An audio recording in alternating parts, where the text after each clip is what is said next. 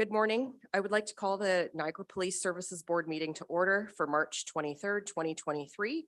My name is Jen Lawson and I am the chair of the Niagara Police Services Board. We begin the meeting this morning by acknowledging that the Niagara region is situated on treaty land.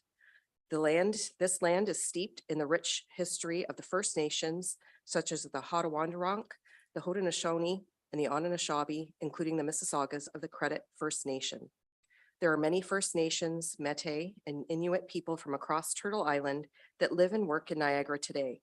The Regional Municipality of Niagara Regional Police Services Board stands with all Indigenous people, past and present, in promoting the widespread stewardship of the lands on which we live. I'll now do roll call. Member Kiokio. Present. Member Eek. Present. Member Yip. Present. Member Capsavanu. Present. Member McKendrick. Present. Member Steele. Here. Thank you. Do we have any declarations of conflict of interest or pecuniary interest? Seeing none. If I could have members Kiokio and member Eek move and second that the minutes of the public record board meeting held Thursday, February 23rd, 2023 be adopted as circulated. Are there any corrections or questions? Seeing none, all those in favor? Anyone opposed? That is passed. I would like to welcome member Narai Kapasavanu to the Police Services Board. Member Kapasavanu joins the board as its citizen appointee and community representative after being appointed by the Niagara Regional Council on February 23rd. She was officially sworn in as member of the board on March 16th and is now able to participate in all board business. On behalf of my colleagues on the board, we welcome member Kapasavanu's participation and look forward to her contributions to the board. On behalf of the board, I would like to welcome David Tilley to the meeting. He's with us back here somewhere. There he is. David is with the Inspectorate of Policing at the Ministry of the Solicitor General, and he serves as the Policing Services Advisor to the Police Services Boards in Ontario. He is at our meeting today as part of routine visits by Policing Services Advisor to police boards across the province. We are pleased to see his continued attendance at our meetings. On February 27th and 28th, the Police Association of Ontario held its 2023 employment conference at the Sheridan Parkway Hotel in North Toronto. The conference provided delegates with comprehensive updates on human rights issues, chief and board operational responsibilities, collective bargaining and current trends, reviews of recent grievance arbitration decisions, and civilian and uniform discipline trends and issues. Vice Chair Eek, member Kiokio, and I attended the event.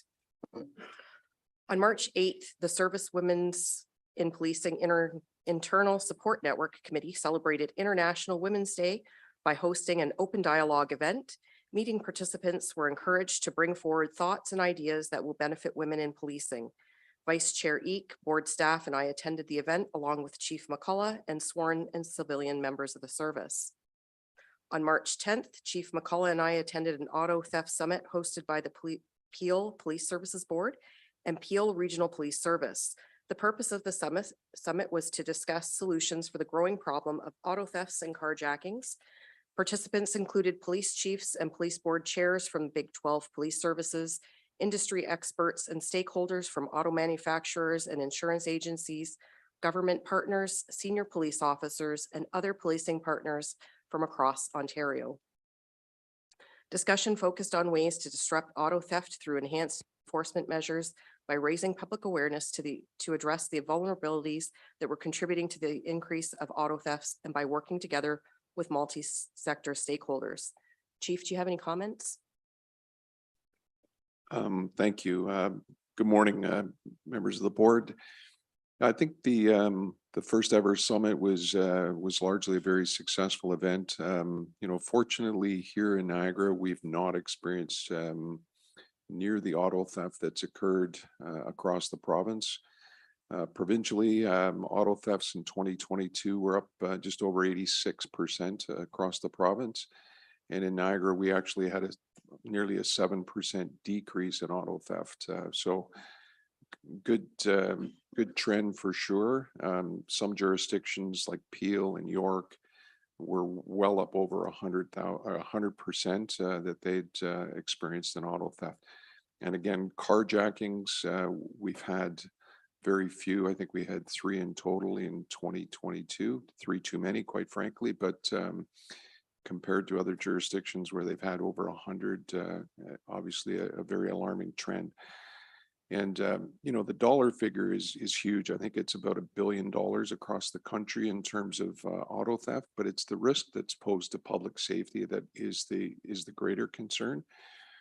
So I think on a go forward basis, it's all about collaborating with our stakeholders in the private sector, as well as our policing partners from an enforcement perspective, as well as an education perspective as well. And we'll together combat this issue, which is really focused on organized crime that's targeting the stolen vehicles across the country.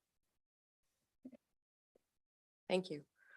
The Canadian Association of Police Governance hosts monthly webinars as part of its educational strategy to keep police boards and police executives across Canada apprised of issues currently impacting the policing community.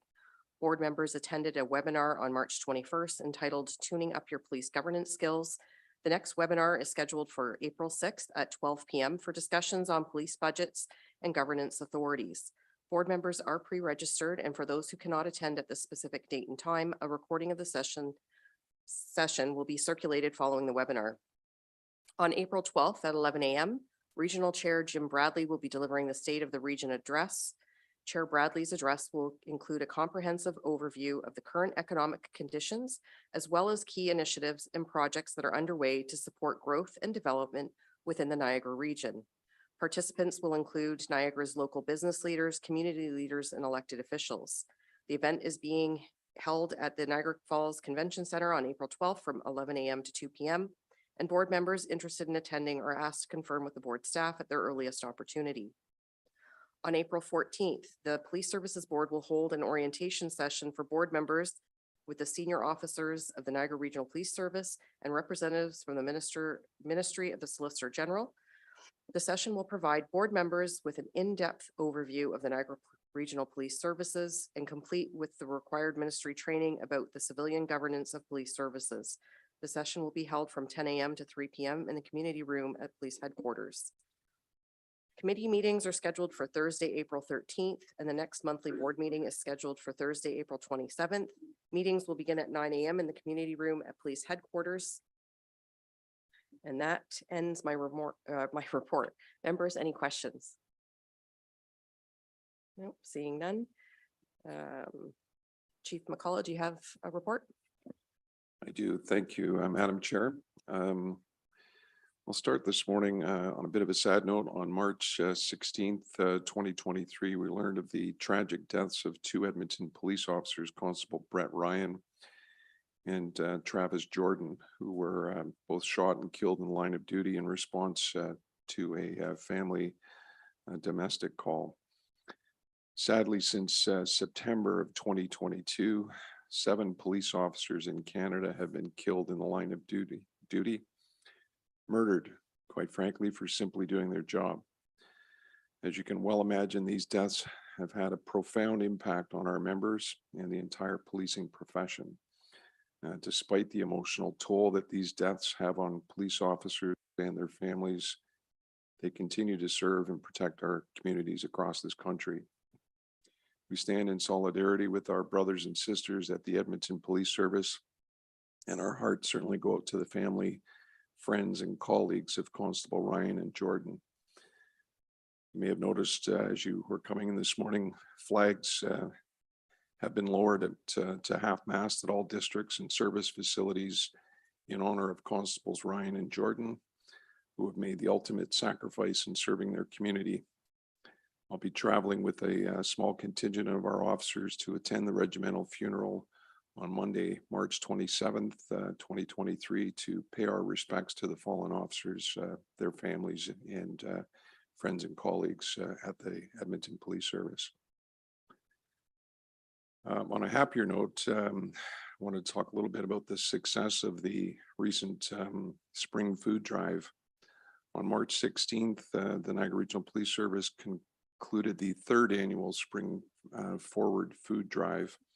The food drive was led by officers from the Community-Oriented Response and Engagement Unit, our core unit, who were supported by members of our auxiliary unit. Core and auxiliary officers partnered with 9 local food banks and 12 local grocery stores to help support the record demand for food and donations that we're experiencing now in Niagara. Where food drives in the past have centered on the holiday season, our Spring Forward food drive has been designed to combat food insecurity that unfortunately now challenges communities across Niagara throughout the entire year. Over the 4 years that donations have been accepted, over the 4 days that donations were accepted, over 4,100 kilograms of food and $10,113 in cash and gift cards were received. The 3-year total for the food drive, 2,300 kilograms of food and over $35,000 in cash has been collected. We'd be remiss if we didn't extend thanks to Post Foods in Niagara Falls, who donated 1,200 kilograms of cereal products. And again, special thanks to Constable Jay McCarthy for his efforts in organizing this event in the past 2 years as well. Just with regards to our homicide statistics, during the reporting period of January 24th to March 21st, we've had 1 homicide and 1 attempted homicide. Last year, 2022, we had 8 homicides. 2021, we had 6. 2020, we had 5, and 2019, we had 7 homicides. Just a little bit of information regarding those incidents. On Sunday, February 26th, 2023, 8th District uniform officers responded to a collision in the area of Ridge Road West and Mountain Road in Grimsby. Upon arrival, officers located a vehicle which contained an 82-year-old female without vital signs and a 79-year-old male suffering from serious injuries. The female was transported to a local hospital where she was pronounced deceased. Sorry, I just lost my spot. While the male was transported to an out-of-town hospital for treatment of his injuries. Investigation revealed that the vehicle was propelled into a ditch after it was intentionally struck by another vehicle. Police arrested the female driver of the other vehicle at the scene of the collision, and she's been charged with first-degree murder and attempted murder. The homicide unit has taken carriage of this investigation along with our collision reconstruction unit, who are providing technical assistance to this investigation. During the reporting period, there were 3 fatal motor vehicle collisions and one life-threatening injury collision that occurred in February of 2023. Year to date, we've had 3 fatalities in 2023. Comparatively, for all of 2022, we had 18. 2021, we had 21. In 2020, we had 16. And in both 2018 and 2019, we had 13 traffic fatalities. Some information on those collisions. On Thursday, February 23rd, 2 district officers, along with Niagara EMS and the Niagara Falls Fire Department, responded to a serious 2-vehicle collision on Morrison Street near Lamarche Street in Niagara Falls. One of the drivers, an 86-year-old male from Niagara Falls, was transported to a local hospital with injuries which initially were believed to be non-life-threatening. On Saturday, February 25th, 2023, the 86-year-old driver succumbed to his injuries in hospital, which were attributed to that collision. Detectives from our collision reconstruction unit have taken care of this investigation, which is currently ongoing. I spoke about the one incident already in Grimsby that was a homicide. And the third incident was on Monday, February 23rd.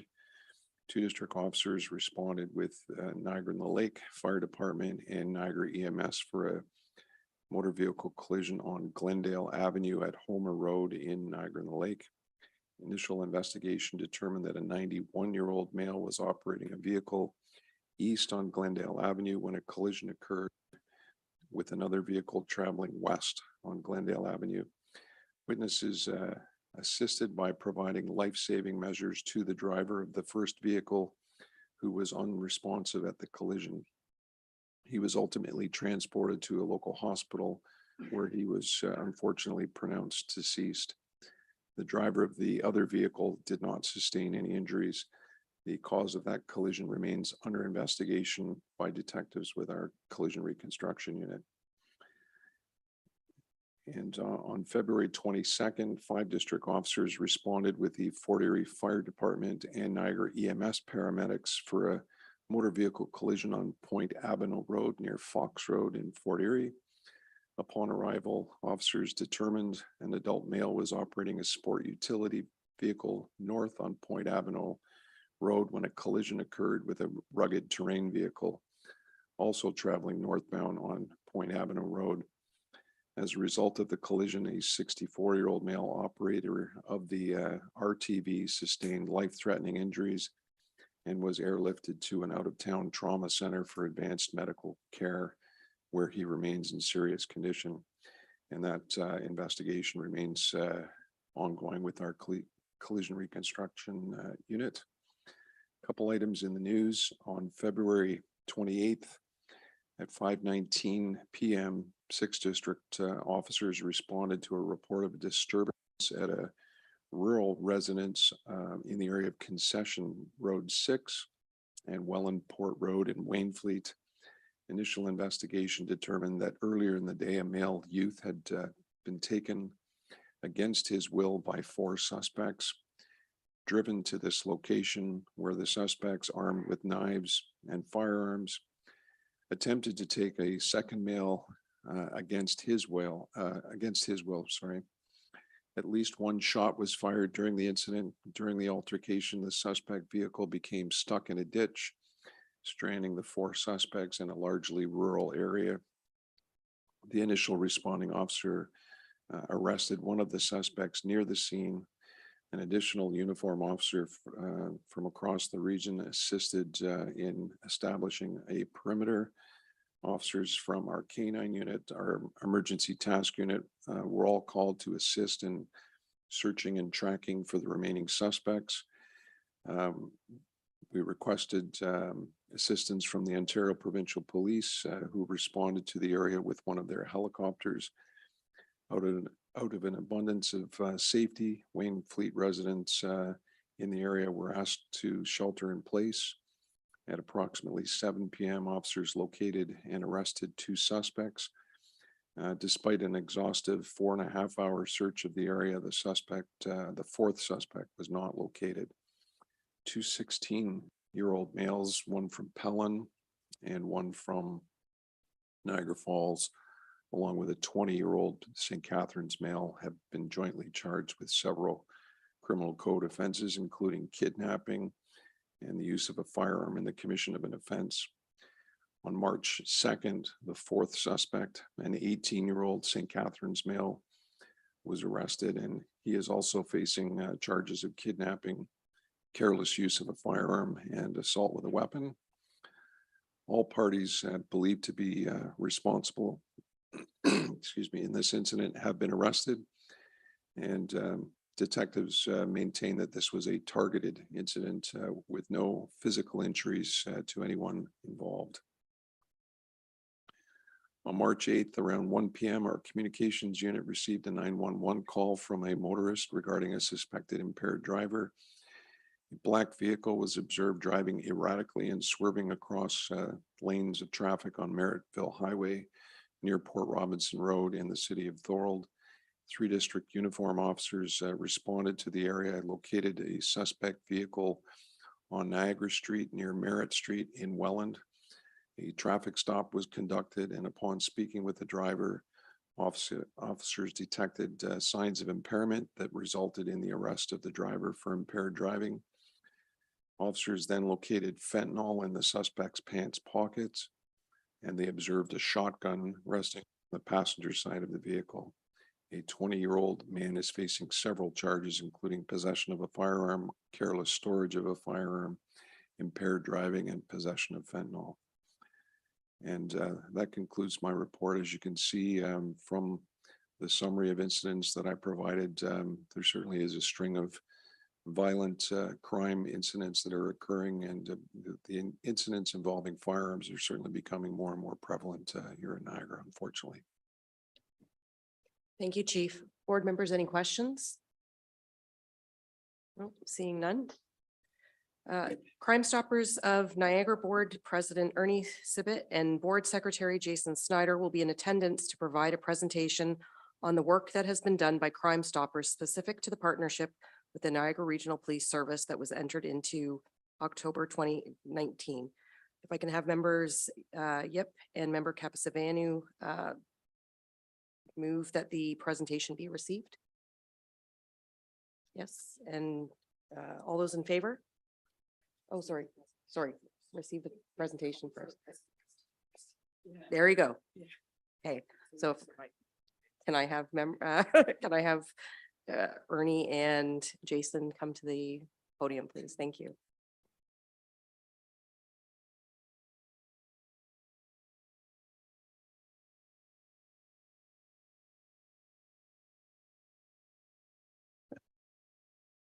Good morning. Thank you for seeing us. We wanted to talk about, as she said, the partnership that we've engaged in over the last 3 years of our MOU. So the purpose of Crime Stoppers is to overcome fear of reprisal and encourage the public to anonymously become involved in assisting law enforcement agencies in apprehension and conviction of criminals. And then how does this work? It's not working.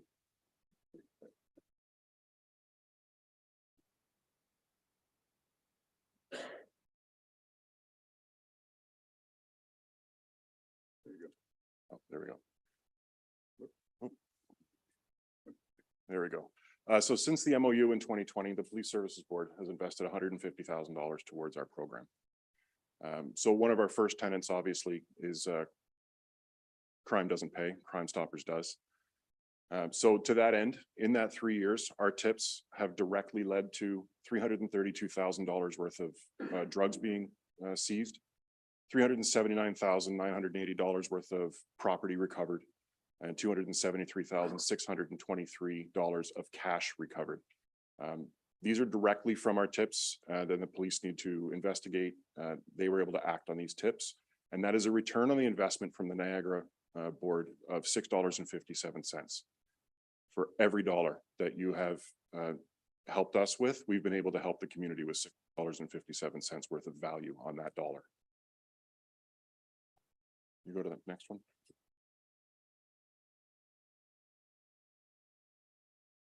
So In my normal job, I'm a guy who measures a lot of stats. I'm relatively new with the board, 6 or 7 months.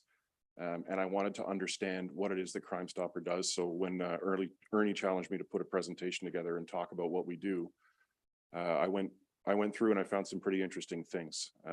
Some of it really good, some of it somewhat frustrating because I didn't know how to measure it. So next one there. So in that 3 years, we've received 5,057 tips. That's an average of between 4 and 5 every day, or 32 every week. Our tips have helped the police with 125 arrests and delay 289 charges. Those arrests and charges allowed our police department to clear 84 cases off their workload. And we got 6 guns off the street. Now, this was the fun stuff, really easy stats that I can just pull from a spreadsheet. Then there was the hard stuff. It took a while to figure out not everything that counts can be counted, and not everything that can be counted counts. So the things I can't measure, how many would report without the guaranteed anonymity of our program? I don't know how that would be.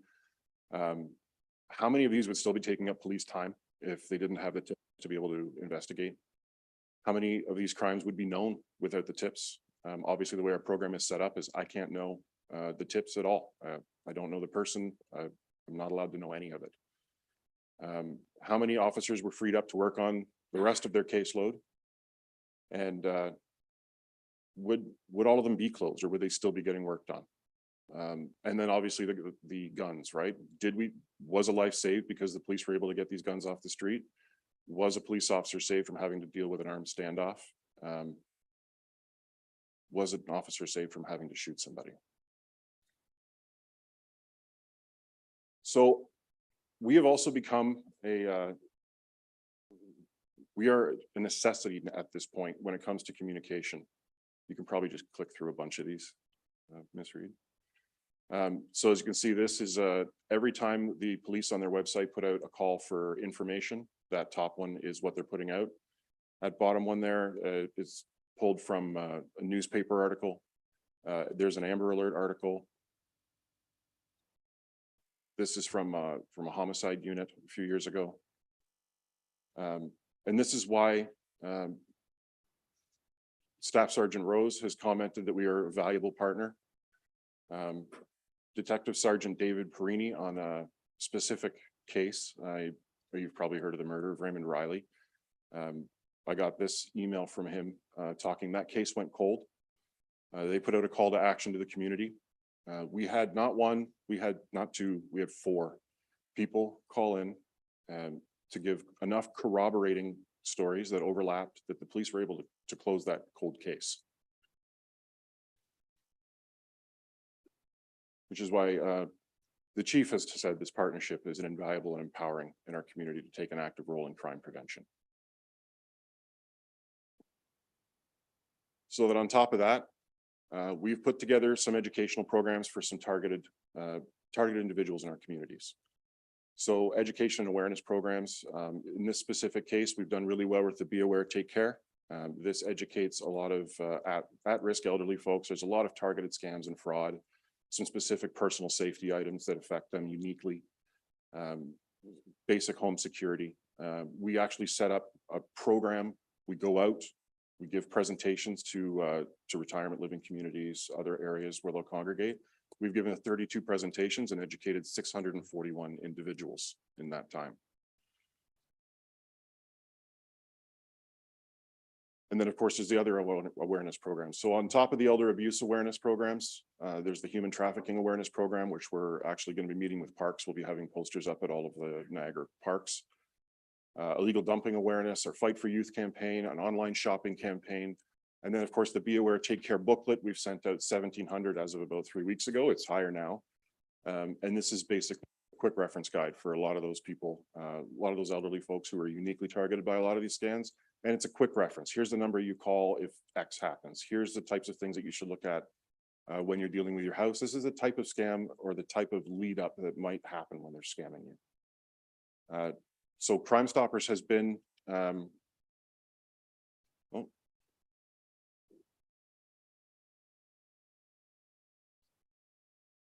That's okay. I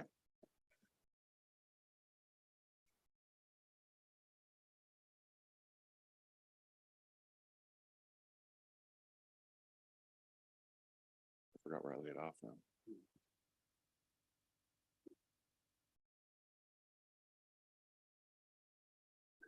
So on our project for this upcoming year is going to be taking our human trafficking education and awareness program to the next level.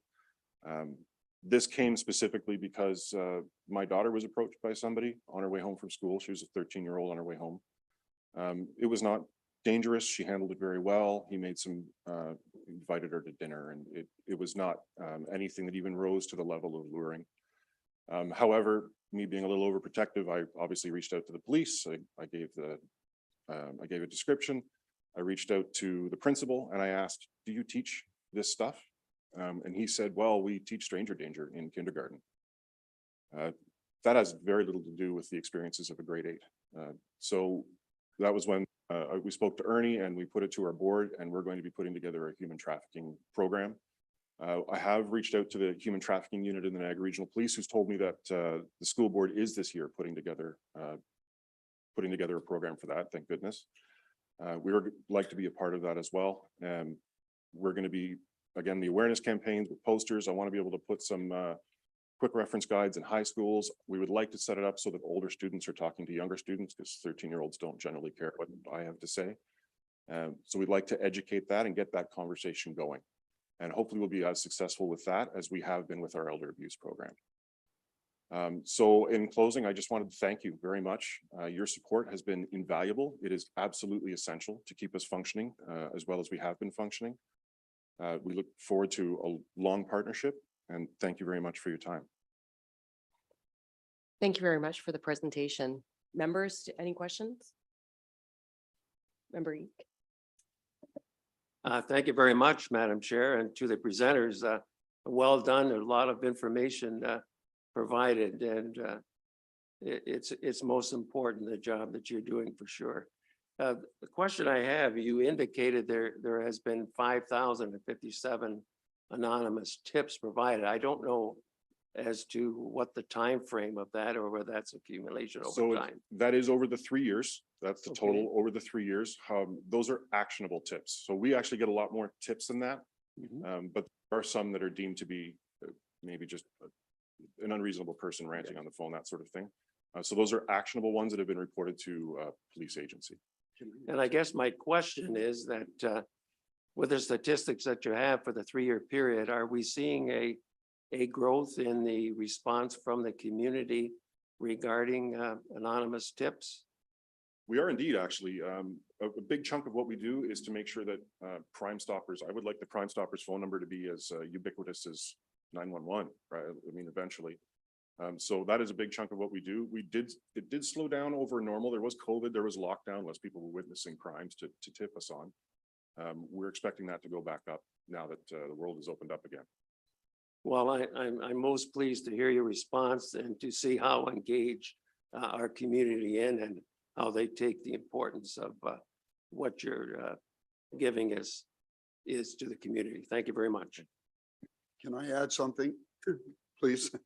Just to let people know, in our stats, and we found out, there's a lot of people now that do not want a reward. They're calling us anonymously to give their tip, so they don't have to go to court and they don't have to be a witness. These do not show up in our stats. Mark Minot, who takes our tips, is going to start tracking these as well.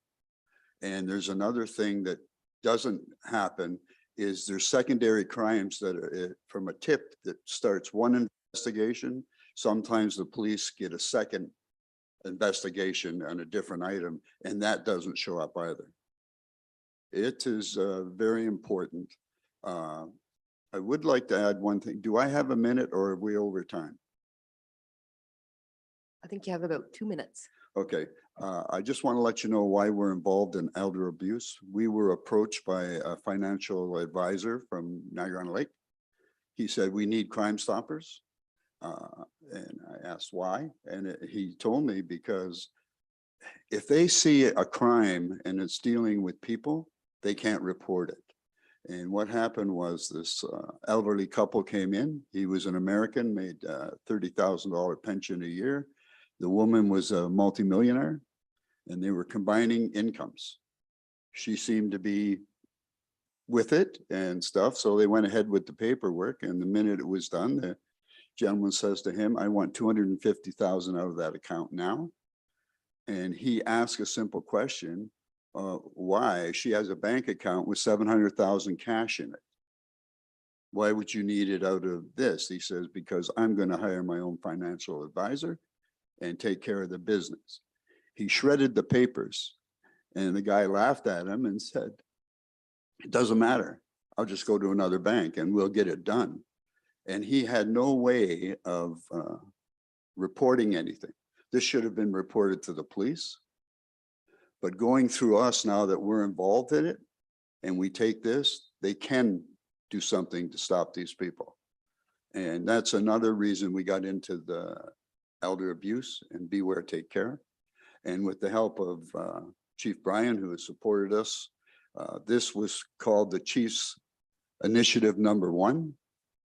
We're hoping down the road still, once we get this straightened out, we'll also have one for child abuse. So I just wanted to let you know how we got involved with the other side. Thank you. Thank you. Member Yip. Thank you, through you, Chair. Thank you for your presentation. With respect to the human trafficking education program, you said school board singular, so I'm not sure which board that is. And I'm curious if we're aware what the other 3 boards in Niagara are doing and if we'll be reaching out to them. So the information I had was from the principal of my daughter's school. So that was in Welland. So that was the public board. Yeah. That was the public board. I talked to the gentleman that put the legislation in 4 years ago. This was supposed to be taught in high schools then. It came from the government directive. And I met him at a hockey game, believe it or not. And we were talking, and I talked to him about our program we were planning to do. And I told him that it hasn't been, he was surprised that they haven't taught it in the schools yet. And then when I told him, he told me get into it. Now it's going into the schools. Like, I guess it's easy to put a program in, but you got to make sure and follow up that it gets taken care of. Okay, thank you. Through you, Chair. I mean, there's a number of issues with the schools not doing things like following the Safe Schools Act. But that didn't, so it's English Public Board, which is the DSBN, but it didn't answer my question about, are we aware of what the other 3 boards in Niagara are doing, and will you be reaching out to all of them? I am not, and yes, we will. Thank you. Thank you. Member McKendrick. Yeah, thank you. And thank you for your presentation. I don't have any questions. I just wanted to acknowledge that certainly the work you do is important. And thank you for sharing the stories. And that even though we can't measure some things, it's obvious to me that what we can measure definitely shows the benefit of this partnership and the return on investment and the impact on public safety. And I also wanted to thank the public who are contributing to that return on investment and impact. So thank you to everybody. Thank you. Thank you. Members, any other questions? Oh, Member Kyokyo. Thank you. Just one more question. It's an excellent program. Thank you very much for the presentation. Now, I know a lot of people are sometimes afraid to call because they don't want to get involved, right? And I just want, maybe you can reassure people out there that if you do call it, it is 100% anonymous and that they wouldn't be involved in any kind of court case because people are afraid that maybe they can be targeted next, right? So We set up our system so that it's impossible to backtrack who has called in. We don't just subscribe to call display. Anybody who gives a tip, we will give them a tip ID number. If an award is paid out, if it pans out and an award is paid out, that tip ID number can be taken to a local bank and they just give the tip ID number and that's how they get their reward. We actually have case law. Supreme Court has ruled that the Crowns, they're not going to get any information and there's nothing we can provide even if they could. We set it up. There is no way that we can give that information because we don't have it. okay, great. That's what I want to get out to the public because I know some people, even seniors, don't want to get involved because they think they could be targeted next because if they do make a call or a tip, right? So thank you very much. So many people don't want a reward. They just want to help and be able to stay out of it. So like we're saying, it's half that are on the phone saying, no, it's fine. I don't need a reward. I think it was 45% or something. So I don't want a reward. I just want this solved. Thank you. Any other questions? Member Capson. Through you, Chair, I just wanted, I don't know if it's a question or a comment, but with regards to human trafficking, have you reached out to other community organizations out there that are already doing this work? Because there is already a Niagara-based human trafficking campaign, awareness campaign, and So- then just because I don't think there's any need to reinvent the wheel, but maybe just piggybacking on that and. Yeah, the And- idea is to reach out to anybody who's willing to help. This is extraordinarily new. We have just started this and I don't know what I don't know. At this point, I've reached out to the NRP's human trafficking unit. They've given me a brief rundown and I tried to Google a lot of it. So I know a lot of these programs and we are reaching out to these programs. I think that most of them will be willing to help. But the big point is being able to track it. Can I add to this? Sorry. We are meeting with Niagara Parks tomorrow afternoon. We have already in principle agreed to be putting signs on every inside of any stall in a bathroom about human trafficking, who you can call. It will be coming to Brian because the NRP will be on that poster. So once we get it designed, Brian will get a look at it and be able to bring it to you to make sure everything we're putting there is all right. But this is something that we put together and that's the beginning for us of a big program. We're hoping to reach out to also to the NRP and other areas and like the fire department to have that signs put on the inside stalls of bathrooms. There is a number there that if a person is being trafficked, they can call it where they can actually get put into a safe haven right away. So we are heavily involved. That's our target for the last 2 years has been human trafficking. And it's really, really hard to identify everything, but it is a huge concern here. And in our area, people don't like it, but per capita, we're probably the #1 area in Canada for human trafficking. Thank you. Any further questions or comments? No, seeing none. If I can have a motion to receive from member Yip and member Capasavanu, that the presentation be received. All those in favor? Anyone opposed? That is carried. Thank you so much. Next, we have consent agendas 8.1 to 8.16. And if I could have member McKendrick and member Steele move and second that the information be received. Oh, sorry, 8.16. 8.1 to 8.16. If I could have member McKendrick and member Steele second that the information be received. Would anyone like to bring forward any of the items? Member Yeek. Thank you very much, Madam Chair. I would like to ask a question around item 8.9, and that's the annual report for the Marine Unit for the past year from January 1 to December 31st. And I refer you to page three. And the Marine Unit provides a very intricate safety complement to water safety within the Niagara region. And when I'm reading the report and taking a look at the graph that's showing, it indicates that from 2020 to 2022, there's been a slight reduction in the number of service calls. And there is an explanation for that as a result of having to have some of the Marine Unit personnel being reassigned appropriately to the community-oriented response and engagement unit. My question is, as a result of that, were there any incidents that may have impacted response time for service calls regarding emergency calls as a result of this manpower reduction. Through you, Chair, I'm not aware of any instances where response times to emergency situations have been impacted as a result of our alignment in staffing or realignment of staffing with the Marine unit. Thank you very much. That's of course the answer I wanted to hear. I just want to, if the public was looking at this report, to reassure them that their safety is primary and the response would be there when required. So thank you.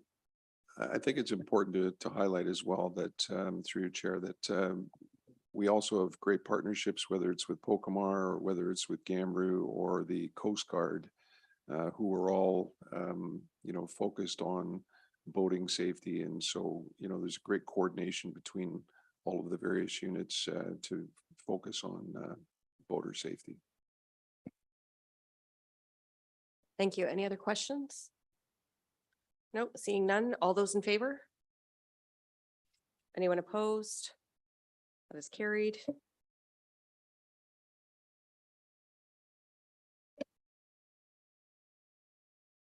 Report for new business, report dated March 1st, 2023 from Deb Reed, Executive Director, Niagara Regional Police Services Board, requesting the board confirm the mandate and membership of board committees for 2023.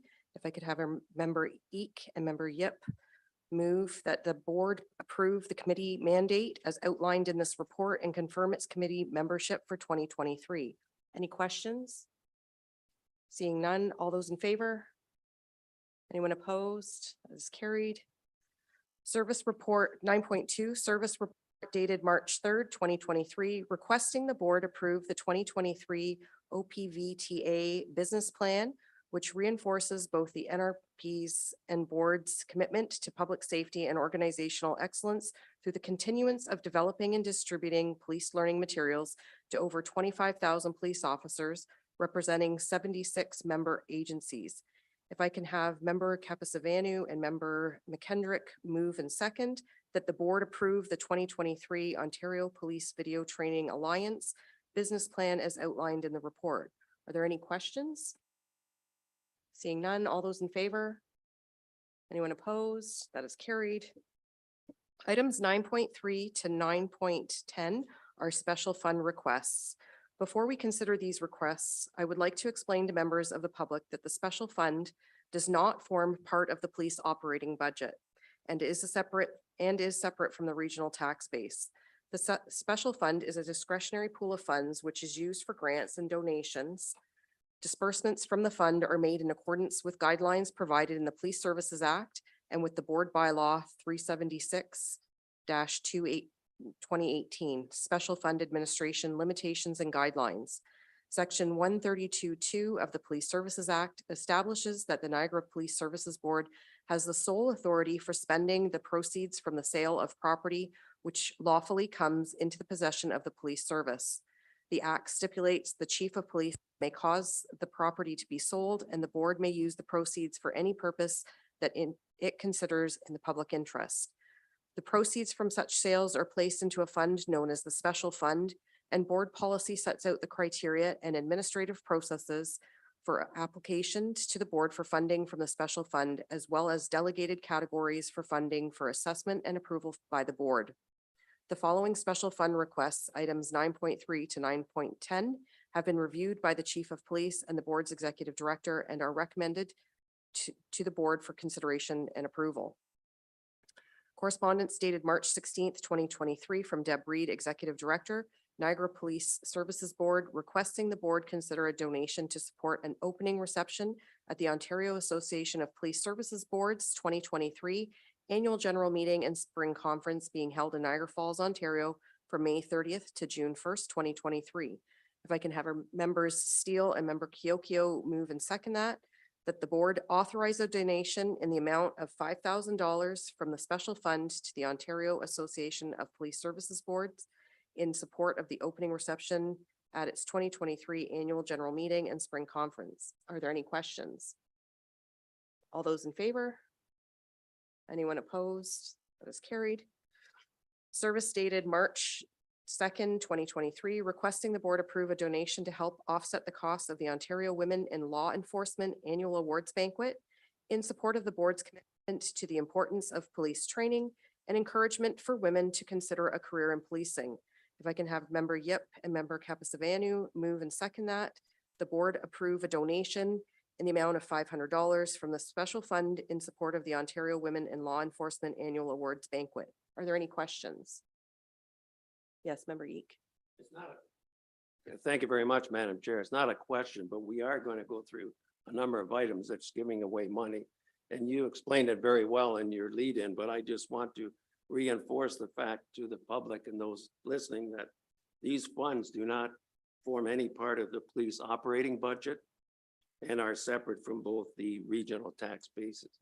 So I just want to reinforce that because it's important as we look at disbursement of a number of dollars. Thank you. Thank you. Are there any other questions, members? No? All those in favor? Anyone opposed? Seeing none, that is carried. Service report dated March 8th, 2023, requesting financial support for the 27th annual CALEO Training Symposium being held in Niagara Falls, Ontario from April 26th to 28th, 2023 for members of law enforcement agencies in both Canada and the United States. Funds raised will assist CALEO with offsetting costs relating to audio and video equipment for presentations, guest speaker, transportation, accommodations, and meals. If I can have members McKendrick and members Steele move that the board approve a donation in the amount of $300 from the special fund to assist with operating costs at the Canadian American Law Enforcement Organization Annual Training Symposium. Are there any questions? Seeing none, all those in favor? Anyone opposed? That is carried. Service report dated March 6, 2023, requesting the board approve a donation for the purchase of a corporate table at the Family and Children's Services Fundraising Gala being held at John Michael's Banquet Hall in Thorold, Ontario on April 21st, 2023. Funds raised at the event will contribute to helping children in need of protection. If I can have members Kiokio and member Eek move that the board approve a donation in the amount of $2,500 from the special fund for the purchase of a corporate table at the annual Family and Children's Services Charity Gala. Are there any questions? Seeing none, all those in favor? Anyone opposed? That is carried. Service report dated March 15th, 2023, requesting the board approve sponsorship to the Niagara chapter of the Native Women in support of the Blockers and Attackers fundraising event being held on April 14th, 2023 to inspire the next generation of Indigenous women athletes while advocating for health and wellness in both their own communities and across Turtle Island. Funds raised at the event will assist with the continuance of critical programs and services for Indigenous women and families. If I can have members Capasavanu and member Yip move that the board authorize a donation at the Moccasins sponsorship level in the amount of $500 from the special fund to the Niagara chapter of Native Women in support of the Blockers and Attackers fundraising event. Are there any questions? Seeing none, all those in favor? Anyone opposed? That is carried.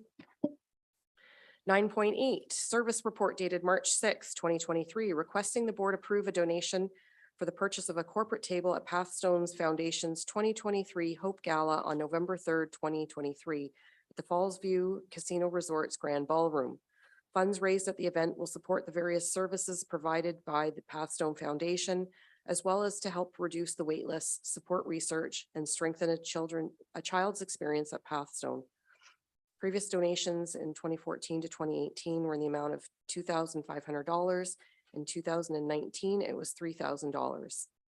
If I can have members McKendrick and members Steele move that the board approve a donation in the amount of $2,500 from the special fund to cover the cost of a corporate table at the Pathstone Foundation's annual Hope Gala event.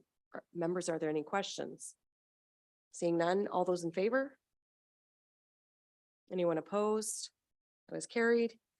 9.9, service report dated March 8th, 2023, requesting the board approve a donation for the purchase of 2,000 Project 529 garage shields to maintain and expand the NRP's bicycle registry program, partnered with Project 529 Garage that was initiated in 2022. The previous donation in 2021 was $5,800. If I could have members Eek and members Kiokio move and that the approval of a donation in the amount of $6,320 from the special fund for the purchase of 2,000 Project 529 garage shields in support of the crime prevention tool of the Niagara Regional Police Services Board bicycle registry. Are there any questions? All those, oh, sorry, member Kiokio? No, I totally support this. I just, what are they? What are garage shields? I'm not sure. Maybe just an explanation on that. I'm going to Chief? turn it through your chair. I'm going to turn it over to Superintendent Frayne, who's sort of championed this project. It's a great crime prevention initiative, which he can explain a little bit further on. Good morning, thank you. For your specific question is what are the shields? If you go to page 2 of the report, there's actually a picture of the shield. What the program does, it allows people to self-register their bicycles and goes onto a database that's searchable by members of the community.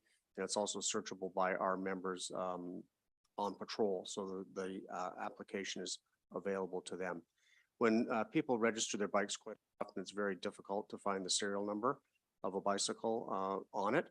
So the stickers are, they have their own serial number on, much like the old Val tags that you used to get for your car.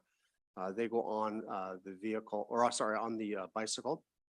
People take pictures of it, and it's a visible sticker that is very easy to recognize. So as police officers, when we are dealing with members of the public on bicycles, we can look and see that there's this sticker on it. So it will allow us to be able to do a proper investigation and identify these. So it's an additional deterrent as well. When the sticker is on there, it's very visible. So people that are looking to deal with stolen bicycles have this visible sticker in front of them, which will deter thefts. Also, pawn shops, people purchasing bikes, bicycle repair shops, when they see these bicycles come in with these stickers, they will know that that's a registered bike, and they're able to confirm that that person should indeed have that bicycle. Oh, great. It's a great idea. Thank you. I just seen the picture now, by the way, so sorry. Thank you. No. Any other questions? Oh, Chief McCullough? No? I was just going to add that we do have these stickers, the shields available here. So if board members wanted to register their bicycles or had people in their community that want to register bicycles, we can make those available as well. Thank you. I've got to buy one first. Are there any other questions? Seeing none, all those in favor? Anyone opposed? That is carried. 9.10, service report dated March 3rd, 2023, requesting the board approve a donation to help offset expenses incurred by the members of the Niagara Regional Police Service participating in the annual tug of war cross-border competition being held May 13th, 2023 on the Rainbow Bridge in Niagara Falls. If I can have members Steele and member McKendrick move that the board authorize a donation in the amount of $1,400 from the special fund to the NRP's men's and women's team competing in the annual tug of war competition. Any questions? Member Steele. Thank you, Chair Lawson, and just through you to the chief and staff. After our last event, which I believe was 2019 or 2020, I spoke to Mayor Diodati with regards to having our communications deal with his communication staff to get the word out. The day we marched from the picnic area down Clifton Hill to the bridge, a lot of people really didn't know what was going on. And obviously with social media and what's going on in Niagara Falls and how they get their information out, it was amazing how many people came out of the stores and the other stuff that goes on at Clifton Hill, the museums or whatever they are, just to see because we have a pipe band that goes, for those that don't know. So our pipe band marches down. We have our police members, we have board members that attend, and our 2 tug of war teams. it's a big event, and, you know, to close the Rainbow Bridge for a day, and, remember Kilkeo would know because he works there, is a big deal. This is a huge binational event. Lucky for us, the Niagara team has been victorious majority of years, which is a good thing.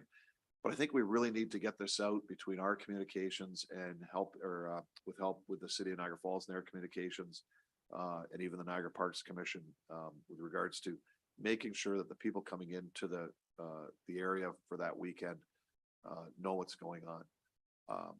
Yeah, I just, that's one thing I took away from it, is that the public that were there were kind of confused on what was happening. So if I could ask that, and Mayor Diodati was more than willing to give us a hand in this, and do what we can to bolster the people on the parade route. So through your chair, we'll have our corporate communications connect with their corporate communications at the city of Niagara Falls. It's a great event, and I know exactly what you're talking about. It was almost like a flash mob event that took place. People were coming out surprised as to what was going on. Yeah, most of the 50+ years that we've been doing the tug of war event, we've been victorious, and we hope to bring the both trophies now that we have a women's team as well. We hope to bring both trophies home this year as well. Thank you, Madam Chair. Thank you. Members, any other questions? Seeing none, all those in favor? Anyone opposed? That is carried. Is there any other new business? Member Steele. Thank you, Chair Lawson. Through you, probably to our Executive Director, Ms. Reed. After the last election, we took as the 3 members of Niagara Regional Council that sit in this board, we took applications for our public member. And within those applications, we actually had 2 elected officials put their names in. And in asking that question, whether elected officials, and I mean more than just whether it's a regional person, because there are 3 here from the region that are elected officials. It could be municipal elected officials in the lower tiers. It could be a school board official, anybody that's elected. The act was kind of vague as far as who can and can't apply. Now, we did have 2 elected officials apply, but I think based on what I read in the act, it does talk about not having elected officials, but it really talks about where there's dual duty elected officials in other regions where they have lower tier and upper tier, and they actually represent both the lower tier municipality and the region of whether it be Halton, Peel, so on. Can you just confirm that, does the act speak for that, or should we be speaking with the province and the ministry to firm that up? Because this is a public position. It's not another elected official position. And I don't believe any elected official, whether it's a municipal elected official, school board, etc., should be able to apply for that position. It should be definitely a public member going on that. So can you maybe give us a bit of an update on that, as far as, am I reading the act correctly, or am I missing something? Or and do we need to contact the ministry to make sure that a wording change needs to be done? I think the way I look at it, again, I think the way they worded it, it was quite frankly overlooked, primarily for us because we don't have dual duty members. Through you, Chair, you are reading the act correct. It doesn't, it just refers to council. It doesn't take into consideration that Niagara has a 2-tier. So that is something that certainly we could ask. We do have our policing services advisor here as well. And I know when the new Police Services Act is brought, I'm not sure what the wording will be for that, but it is certainly something that I'd be happy to correspond with to the ministry to bring it to their attention. Okay, so if I could move direction to have our staff do exactly that, and work with our representative of the Solicitor General's office to make sure that the new wording is correct. But quite frankly, I mean, hopefully it comes into being before the next election. If that's the case, then it'll take care of it. But we should let them know that, you know, there is a bit of a flaw in the wording. So if I could put that forward. I'll second that. That's all I need? Okay. Thank you. Is there any other new business? Nope, seeing none. 11.1, service report dated February 2nd, 2023, advising that the SIU concluded their investigation in this matter and found, oh, I guess I should read the case number. Service report, Special Investigations Unit case number 22 OCI 038, incident of February 9th, 2022, dated February 2nd, advising that the SIU concluded their investigation in this matter and found no grounds for criminal charges against any police officer, and also advising that in compliance with Section 32 of Ontario Regulation 26810 made under the Police Services Act, the service completed its review and investigation into this matter and concluded that there are no identified policy service officer conduct issues. And 11.2, the service report dated February 1st, 2023, advising that the SIU concluded their investigation in this matter and found no grounds for criminal charges against any police officer, and also advising that in compliance with Section 32 of the Ontario Regulation 26810 made under the Police Services Act, the service completed its review and investigation into this matter and concluded that there are no identified policy service or officer conduct issues. I can have member Kiokio and member Eek move that in accordance with the board direction, the above noted in-camera reports be received for public information. Are there any questions? Seeing none, all those in favor? Anyone opposed? That is carried. And with that, we adjourn the Police Services Board, the public portion of the meeting, and will reconvene in camera for consideration of confidential matters pursuant to Section 35(4) of the Police Services Act